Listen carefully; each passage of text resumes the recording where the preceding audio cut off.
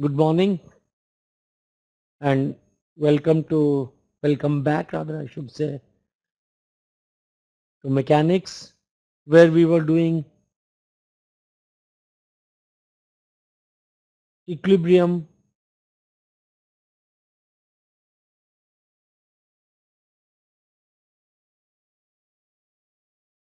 of a rigid body.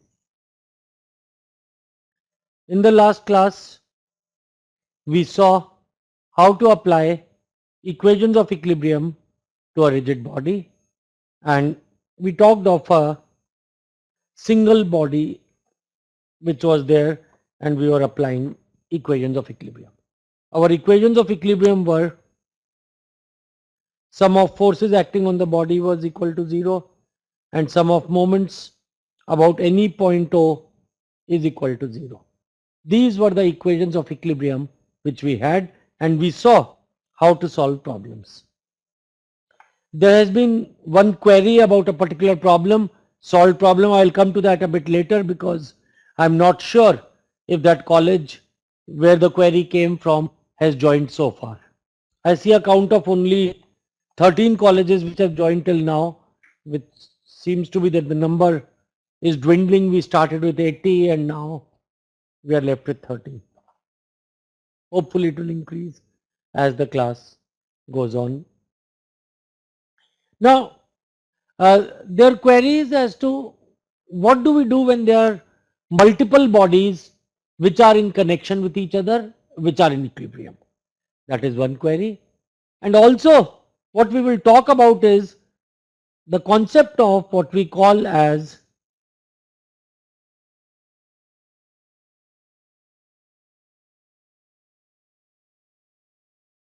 statically determinate problems.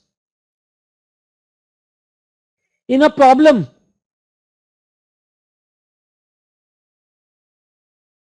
where unknown forces from supports can be found from equation of statics or equations of equilibrium. Such a problem is called, or such a system is called, a statically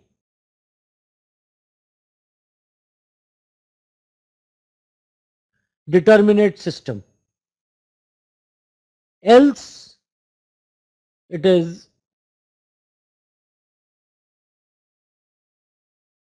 statically indeterminate. In this course, we will confine ourselves to statically determinate systems only. That means systems where unknowns can be found, unknown supports, forces from them or moments from them can be found using equation of statics. In case we have a statically indeterminate system, then equations of statics are not enough to solve these problems, and we have to use the theory of deformation or mechanics of solids to work these problems out. Let us have a look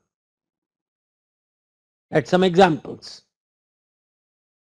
Suppose we have a cantilever beam, and where all these examples are in 2D or planar situations. So suppose we have a cantilever beam on which a force F1 is applied and let's say a moment M1 is applied. Now if I ask you, is this statically determinate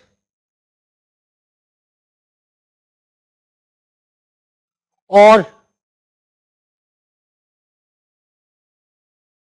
indeterminate? And the answer to this will lie, let's draw the free body diagram of the beam. When I draw the free body diagram of the beam, at the support what do I get? I will get an Rx, I will get an Ry, I will get an unknown moment m. I have a force F1 and a moment m1 which are known. So now I have in this case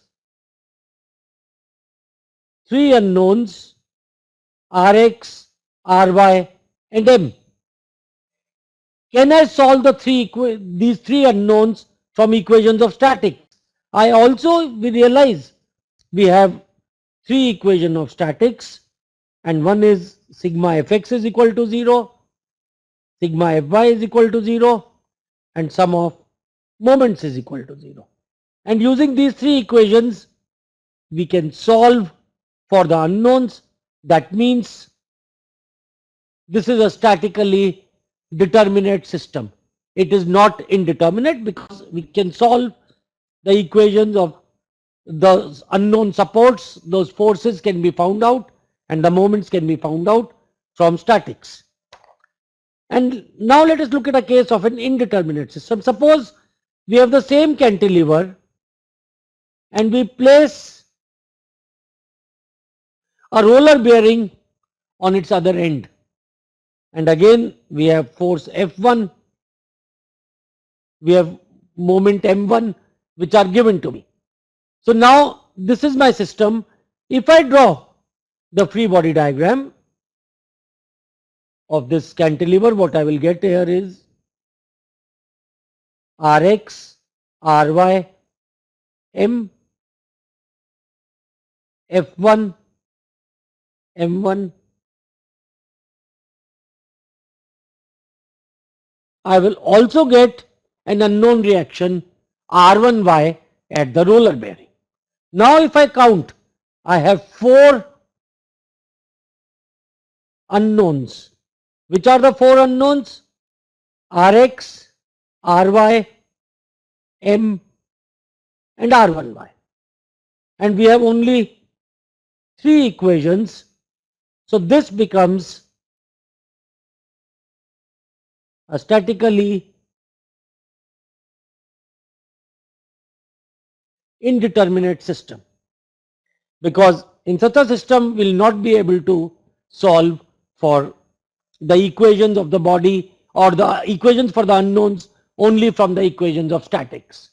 And here if we have to find Rx, Ry, M and R1Y, we will have to use something more than statics, and that is where we will have to use mechanics of solids, the theory of deformation of solids, to be able to work out this problem. Therefore, in terms of statics, this is an indeterminate system.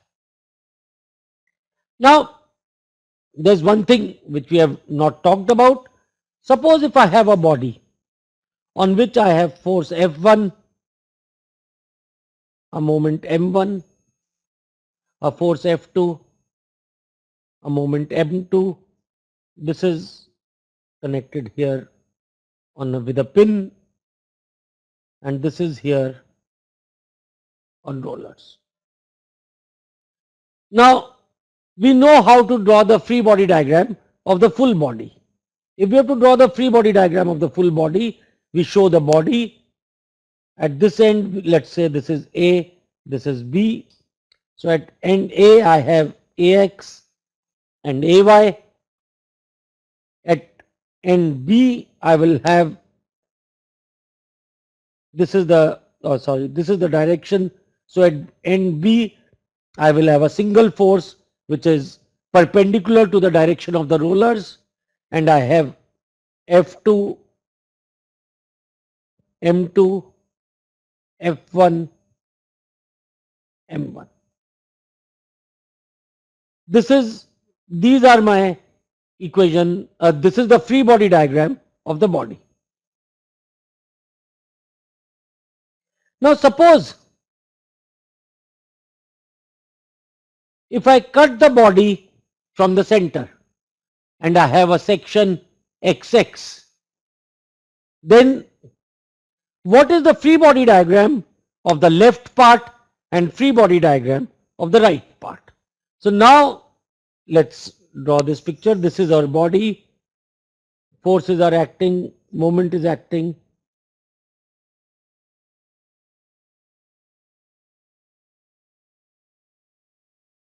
Free body diagram of the left hand side, or if we want to draw the free body diagram of the right hand side.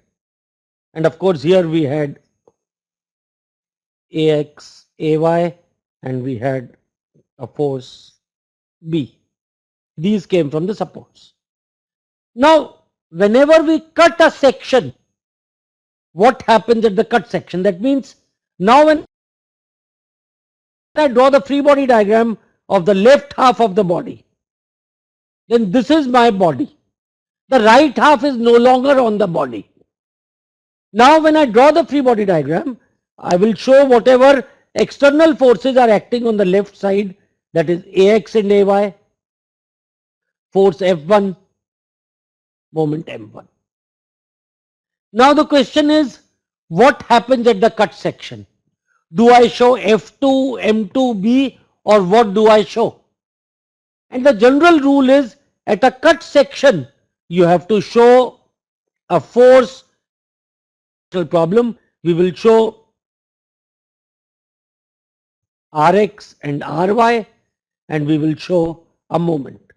So therefore, when we cut a body at the cut section, in a general case, what comes will be unknown forces and unknown moments.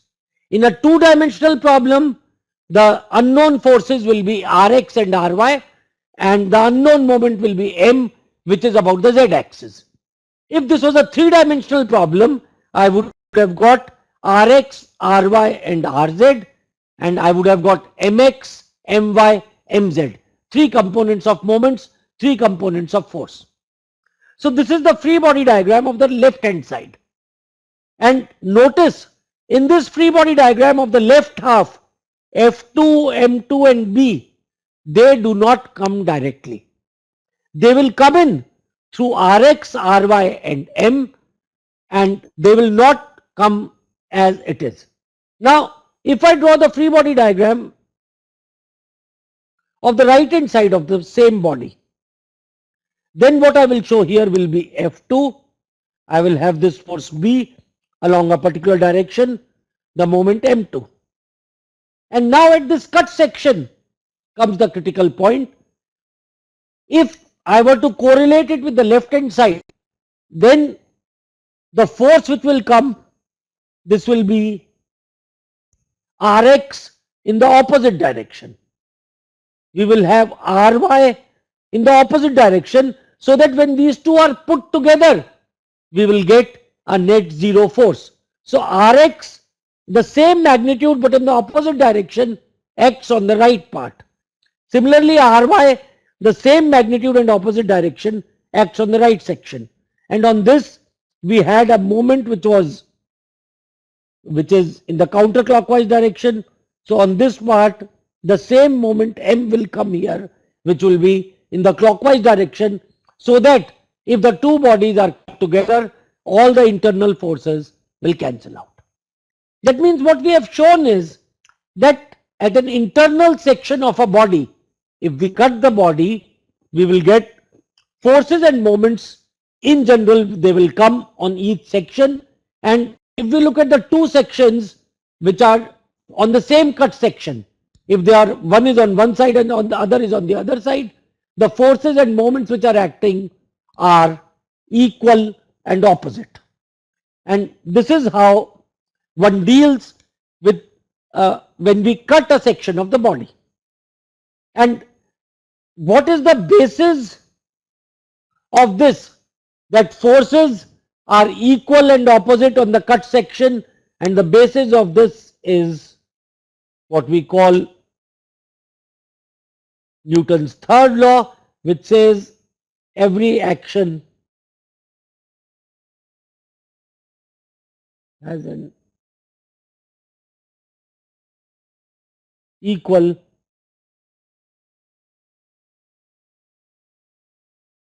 and opposite reaction. And here we have applied Newton's third law to a cut section of the same body. Now we could also have a situation like this. Let us look at this. Suppose we have body 1. which is pinned to the ground at A, and then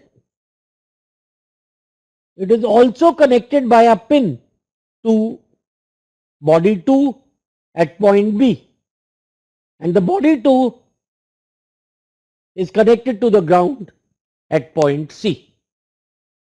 We will see two things here. In this discussion, let's concentrate on this body. We have got body A, B, C, which are connected together by a pin, two bodies, body 1 which is AB connected by a pin to a second body BC, and both are connected to the ground by a pin at ends A and C. Now here we'll consider this principle of action and reaction, and also we will consider, let us see, is this system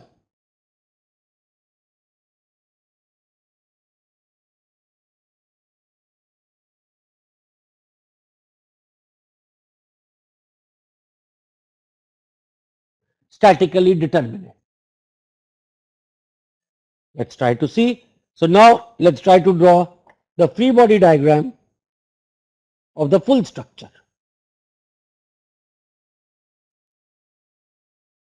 When I draw the free body diagram of the full structure, I have body 1, I have body 2,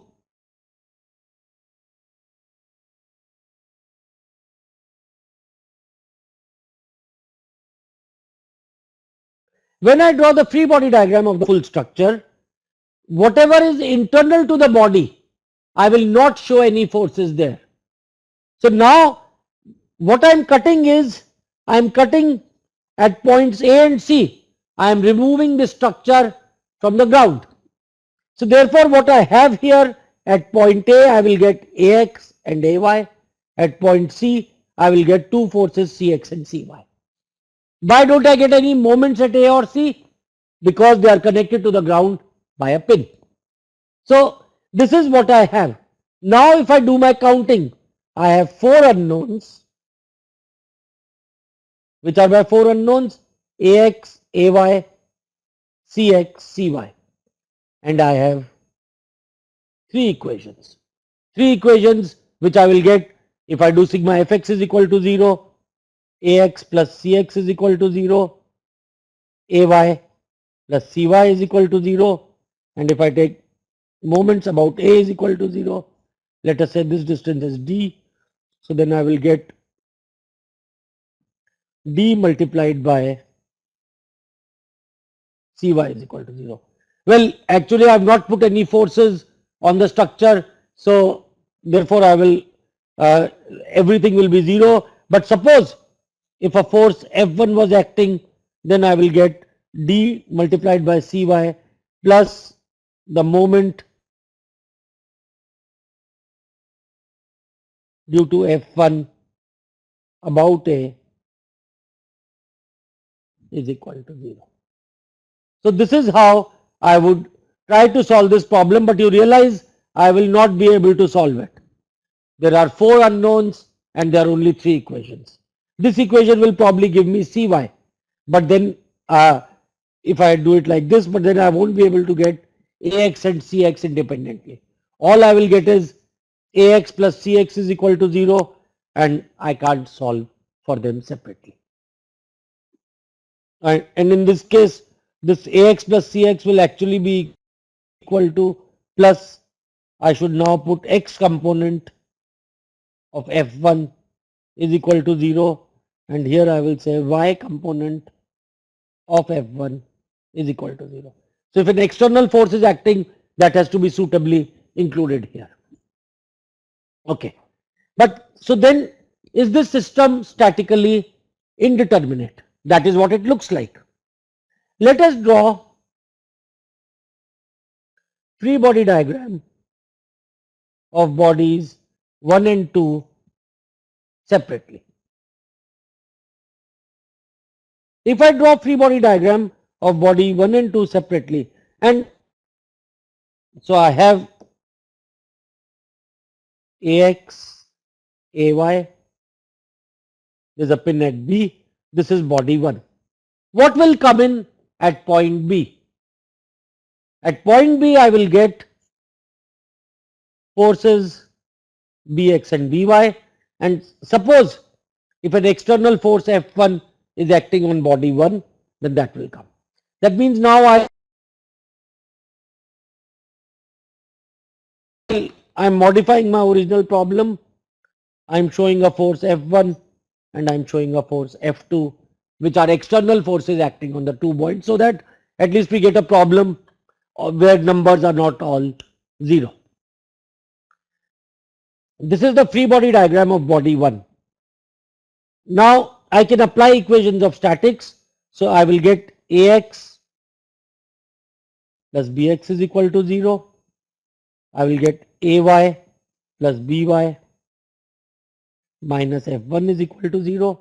And I can take moments about point A is equal to 0. I will get a relation between Bx, By and F1 in terms of the geometry. Still, if I count, I have 4 unknowns.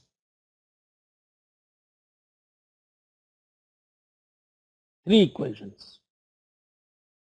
Now let me move to free body diagram of body 2.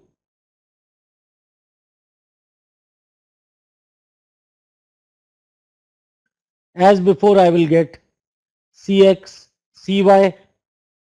I have this force F2, which has an x component and a y component. So let's write this. F2 is equal to minus F2 xi minus F2 yj. Both of them are negative, so I write it like this, and both of these are known to me from the problem. Now, if I look at the previous free body diagram, Bx and By were unknown. Now what happens in the free body diagram of body 2? I will show Bx like this and I will show By like this. They are shown with to the right and upwards on body 1. The same Bx and By with opposite signs come on body 2. Now, will a moment come at point B? And the answer is no. What is the reason for that? Because we have a pin at point B. So therefore, there will be no moment at point B. This is my equation. So now, when I work, what I get is Cx minus Bx minus F2x is equal to 0. Then I will get another equation, Cy minus F2y minus By is equal to 0. And I'll take moments about C is equal to 0. This will give me relation between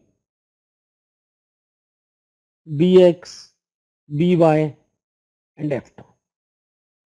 So I will get relations between Bx, By and F2. I will get these equations. Now if I count, I have a total of 6 equations. 3 equations from body 1, 3 equations from body 2. And how many unknowns do I have? And again you will see I have 6 unknowns. Which are these 6 unknowns? Ax, Ay, Cx, Cy, Bx, By. And so this actually therefore is a statically determinate problem.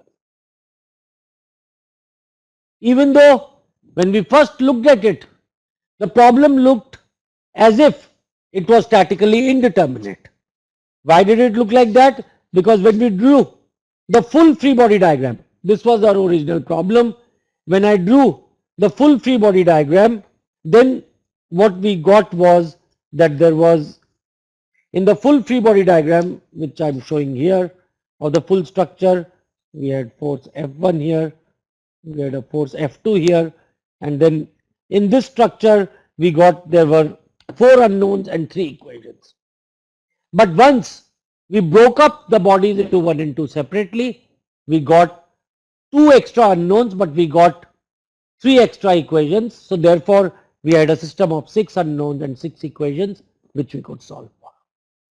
Now, does this mean that you break up any body and you will be able to get extra equations?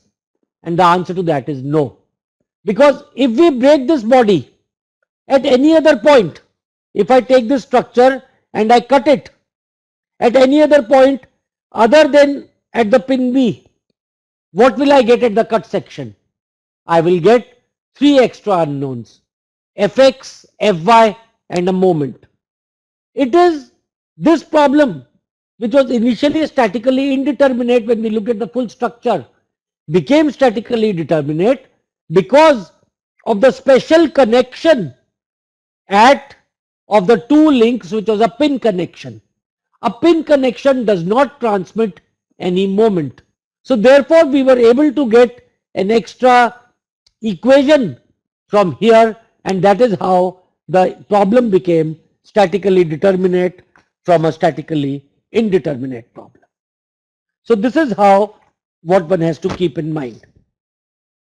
Now a brief look at what was asked to me. One of the students, the count is now 24, okay. So hopefully that student who had asked me this question, this was I think solution or problem 9.5. I will not solve the full problem. I will just explain the method which we have and how this comes. And in this problem what we have is that there is a wheel type of thing which is pinned to the ground at its center C. On the top of it there is a spring, and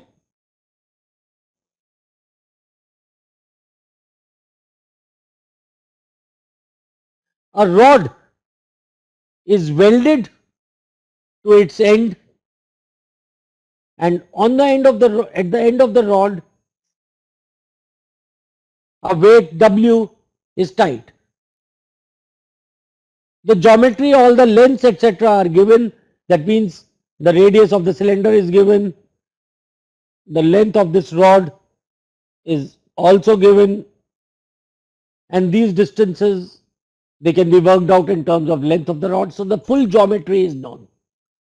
Now what is given is this angle which this makes. I think this probably comes till center. The angle which this makes is termed as theta, and what is given is the spring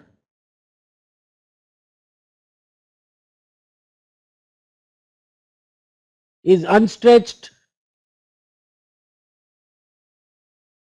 when theta is equal to 0 degrees. And the problem says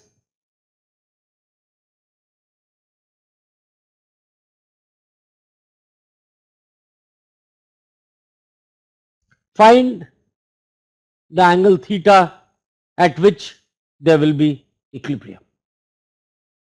Now what you will see is when this theta angle is 0, this rod is vertical.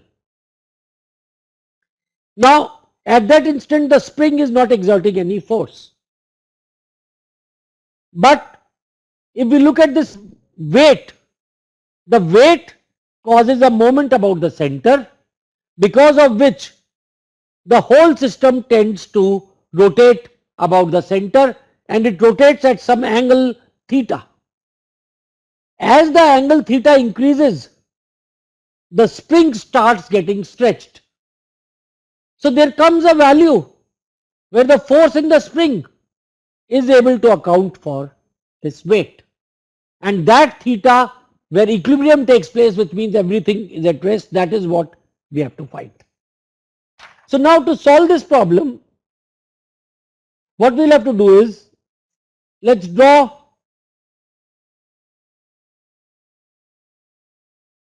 the free body diagram of this system. Now in this free body diagram, what we do is wherever we cut, we will put unknown forces, unknown reactions, etc. Now this whole rod and the weight, we keep it intact as it is, and this is now not joined to the center. Maybe let me draw the figure again. The rod is not connected at the center, and there is a weight W here. This is the center where there is a pin and there is a spring. So now firstly, at the center, because there is a pin, we are removing that support, we are removing it from the ground. From the ground, we are drawing the free body diagram of the wheel. So therefore, at this point, what will we get? We will get a force Rx, we will get a force Ry, and possibly if the wheel is not weightless, its weight will act at the center. Okay. Next, we are cutting this at the spring. So therefore, what we have will be a force which the spring will exert, and if the spring is getting pulled, the spring itself will pull this, and we show this as F in the spring. And in linear springs,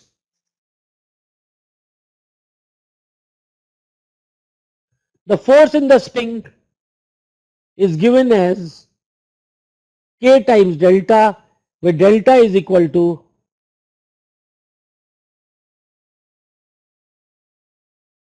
elongation of the spring. So force in the spring is equal to K times delta. Now what is given in the problem is that when the whole thing is vertical, when theta is equal to 0, then the spring is unstretched. So now we are talking of an equilibrium configuration where we have rotated by an angle theta. If we have rotated by an angle theta, what is the extension here? So this point A, compared to the position when theta was 0, has moved by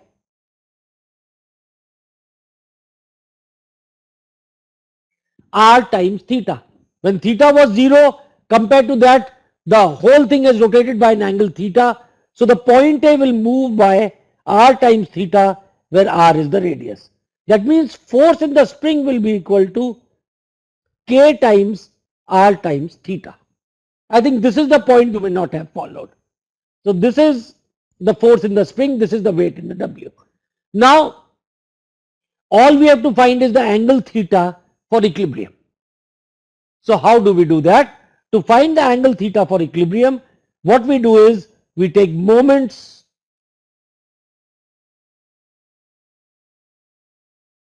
about center is equal to 0. So we take moments about center. Why do we do this? By taking moments about center, Rx and Ry will not come into picture at all. So therefore, then if we do this, so what we will get is force in the spring multiplied by R. That is the moment because of this. This must be equal to the moment due to the weight W about point C. So this moment due to weight W, now this will be a function of theta, and this will be, you can work it out depending on where this point is with respect to the center. If this total length is L, then the moment will be, the moment due to the weight will consist of a horizontal this thing. So if this is L, then the horizontal distance will be L sine theta. So you'll get something related to WL sine theta, where L is the distance from this. So what we have taken is the vertical distance times vertical weight times the horizontal distance, and the distance here, this horizontal distance is L sine theta. So you equate these two, and that is how you can solve this problem. So now have a look at this example again. I have not solved the full problem, but I have told you how to do this, and hopefully that will help you to solve the problem.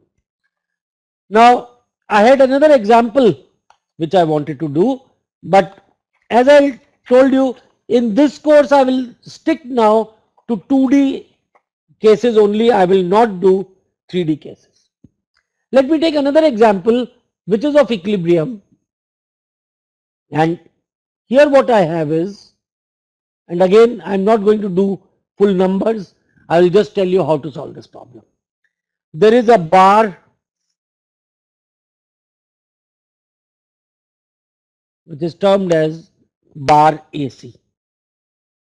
On the bar AC, a small nook is there which is welded to the bar, and here a string is tied in which the tension is 20 newtons, and this angle with the horizontal is given to be 30 degrees. Then on this bar AC, connected is another bar which is BD.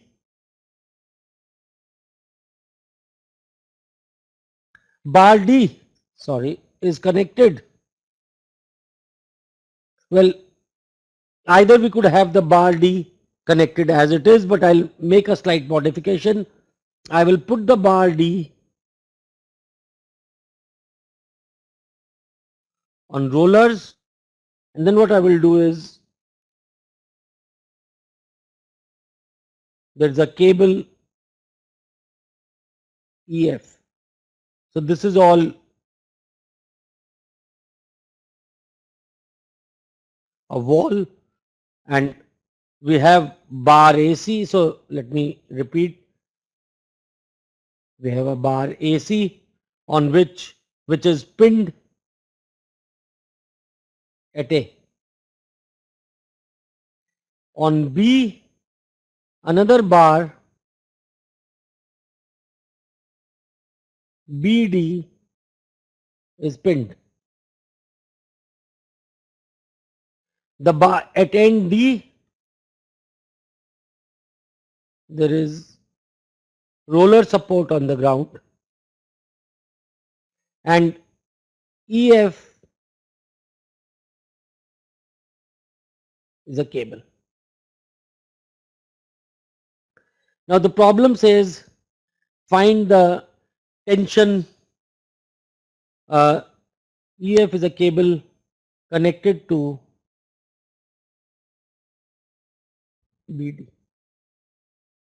We have to find the tension in cable EF. Okay. So this is the full problem, and we have to only find the tension in the cable EF. Now these angles and all lengths are given. So let's start with free body diagram. When I look at the full system, if I cut at A, at D, and I cut the cable, this is how I can draw the full system. What I will realize is AX and AY, they are two unknowns. Cable force T1 is the third unknown, and dy is the fourth unknown. So if I look at the full system,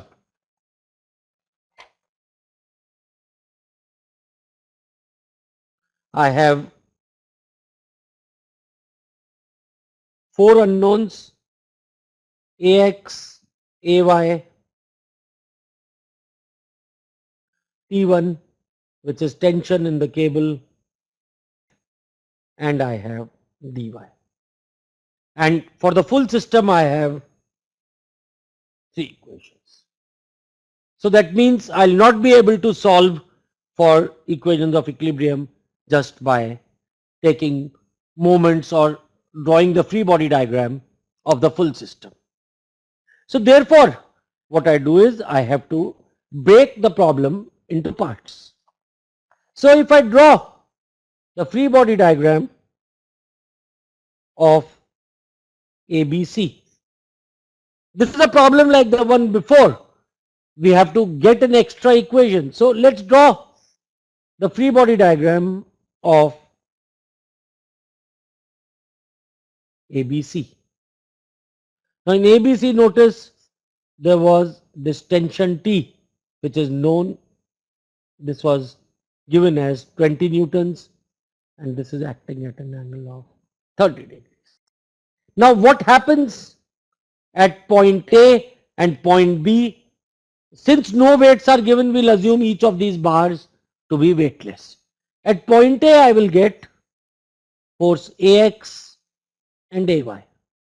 And at point B, I will get BX and BY. Now notice, when I have to solve this problem, I am not bothered about finding AX and AY. My aim is to find the tension in the cable EF. So therefore what I do is, the useful equation I will get is, if I take moments about point A is equal to 0. When I do that, I will get BY. BX will not come into picture because BX, the moment of BX about A is equal to 0, and by taking moments, I am not solving this. Let's assume that all the distances are known to us. If that is so, then by doing this, we will get force By.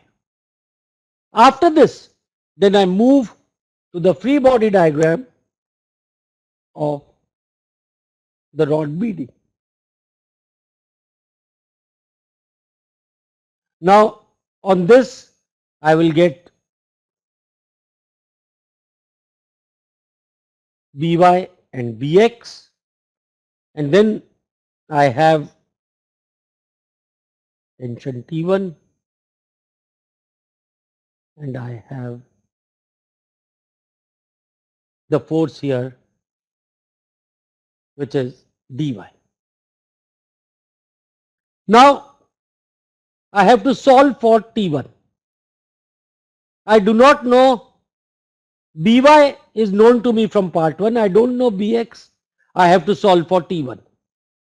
So what I can do is, let me first apply sigma Fy is equal to 0. This gives me dy is equal to By. That means I get to know dy. Now what I can do is take moments about point B is equal to 0. When I take moments about point B is equal to 0, I will get a relation between T1 and dy. Since dy is known to me, I will, from this relation, I will be able to solve for T1. So this is how one solves a problem like this, and keep in mind here that whatever you get for By in part 1, when you draw this free body diagram, the same By will come but acting in the opposite direction, not in the same direction, otherwise you will get wrong results. So this is how one solves problems involving multiple bodies. Are there any questions now? I think I'll pause here for some questions, and then what I'm going to do is I will not cover three-dimensional equilibrium, but I will just, if there are no questions, I will talk a bit about three-dimensional equilibrium, and then in the next class we will move on to a new topic called classes, and this is given in chapter 6 of the book. While I wait for questions, there is another announcement. The next class now will be held on Tuesday. There will be no class on Thursday because, at least here, the whole institute is closed because of Shivratri. So therefore, at least my class will not be held on Thursday, and whatever classes we are missing, we will add them up in the same schedule. I'm not scheduling any extra classes because it's very difficult. But in the same schedule, we will keep on adding classes. So now, questions from anyone has any questions, please ask. I'm waiting. I would like you to ask your questions, and that's why, because I'm finding this interaction a bit too much on one way. Again, as in the last class, let me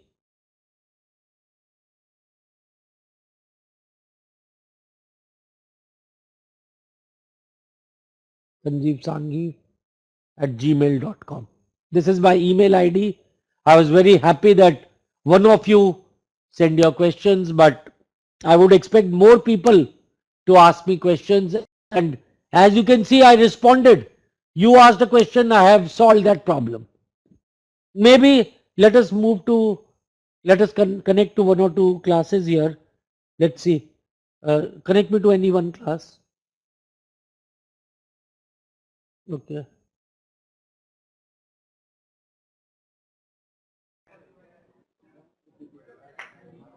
See Pune, okay. Yes.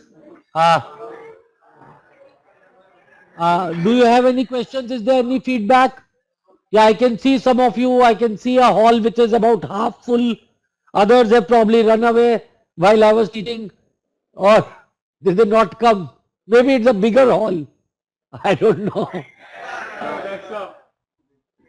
Okay, but I would like to talk with one of you, please. Who can talk to me?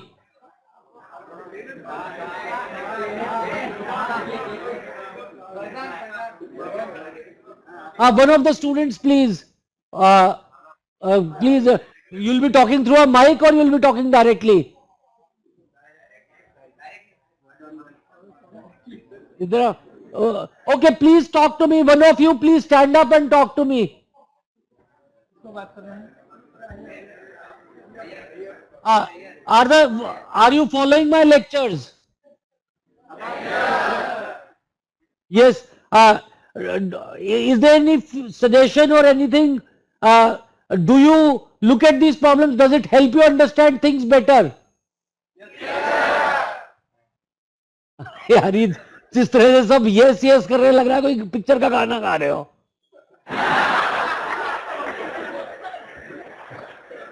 But chalo, I hope you are following, and please give your feedback. I have given my email address. If there are any doubts, please feel free to ask me. Okay, let's go to another college.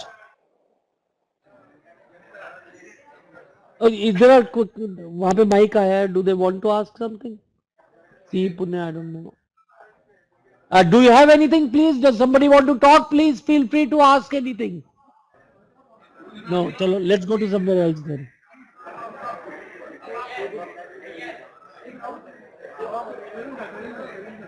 Which other college is the video coming from?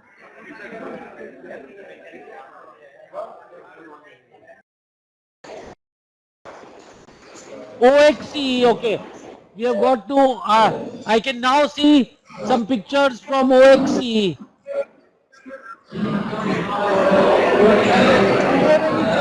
OXE. Where is this OXE? Somebody had a mic there. Could you please give it to one of the students? ये mic किसी के पास था OXE में, अभी मुझे दिखा था, वो मेरे फ्रेम से बाहर चले गए.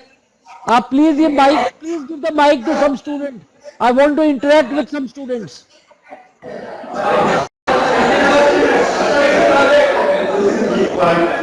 One student, whoever would like to talk to me.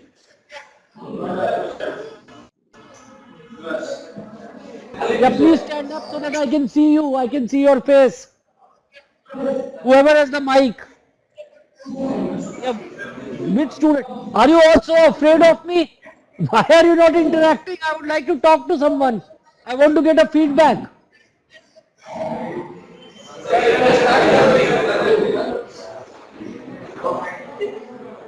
Yeah, please tell me your name.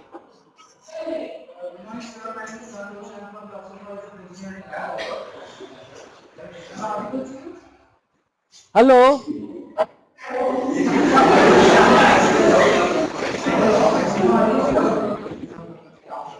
Audio, okay. I can't get to you. I hope you are able to listen to me. Are you finding the classes useful? Okay, thank you. Let's try to move to some other college and then I'll wind up my class today. But there's still 5 more minutes, so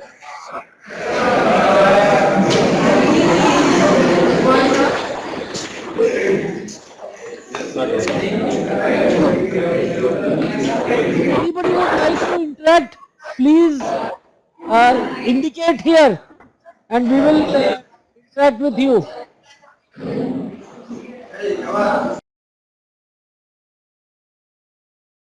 है ही नहीं कोई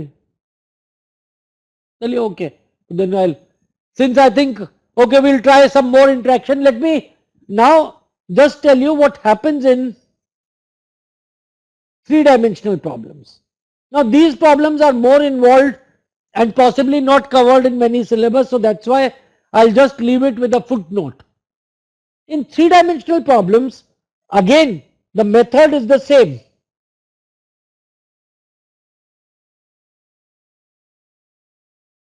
What is the first step?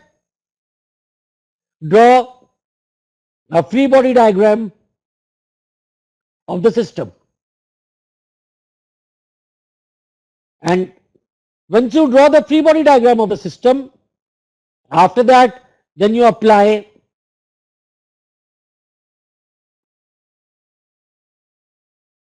equations of equilibrium. Now when you apply the equations of equilibrium, you will get 6 scalar equations. 3 equations will come from the force equation. That is, you will get Fx is equal to 0, sum of forces in the y direction is equal to 0, sum of forces in the z direction is equal to 0. And 3 more will come from the moment equation. Now, in two-dimensional, we got only 2 of these. Now, when you take moments about a point O is equal to 0, you will get 3 components. The x component, the y component and the z components. In two-dimensional problem, we only got a z component which gave us an equation. The other 2 equations would have given us 0 is equal to 0. And similarly, Fz would have given us 0 is equal to 0. But when we apply these in a three-dimensional problem, then we get 6 equations and 6 unknowns. And actually, this equation moment about point O is equal to 0. When I say the 3 components, the 3 components are the x moment about an x-axis passing through O is 0, moment about a y-axis passing through O is equal to 0, and moment about a z-axis passing through O is equal to 0. So therefore you get 6 equations and 6 unknowns, and that is what solves the problem. So now I'll stop this class here, and in the next class we will talk about trusses. It will be useful if you read about this before you come, but even if you don't, then at least I will just discuss this with you. Thank you.